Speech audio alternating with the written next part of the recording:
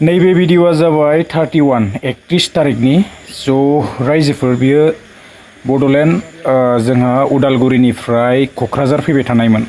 थ' दिनैहाय सिमलागुरि मोनहां जाबायमोन आरोना थ' बेखिनियावनो माने ओरैबायदि डेन्जारेस एक्सिडेन्ट जाबाय थ' बांद्राय बेवहाय बेबायदि माने मानसिफ्रा एसे खम खामोन आरोना थ' जेन हक आरो माखासे माने बेवहाय मोजां माने खुन जाबाय आं दिन्थिलांगासिनो ड्राइभारफ्रा खारबाय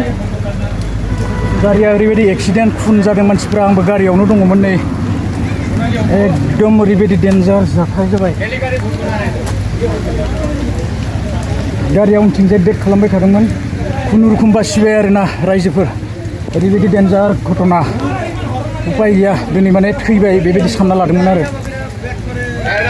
उनथिंजाय नायाखै माने नैबे गारिया पुरा ब्रेक खालामबाय थादों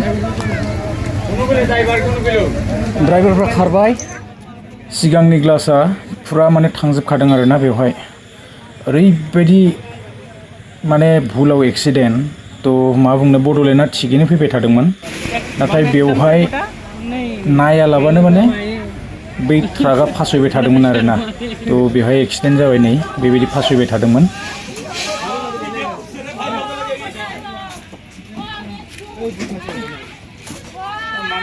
बड'लेण्डआ ओरैबायदि एक्सिडेन्ट जाबाय रायजोफोर नायदो नै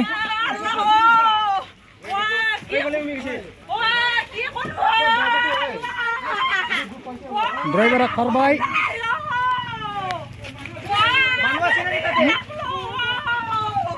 आंनि माबायाव दा पकेटाव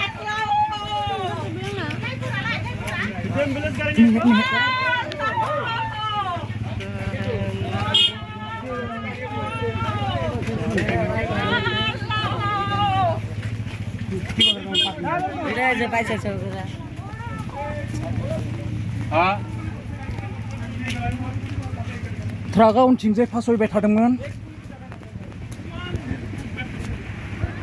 ओरैबायदि एक्सिडेन्ट नायदो नाय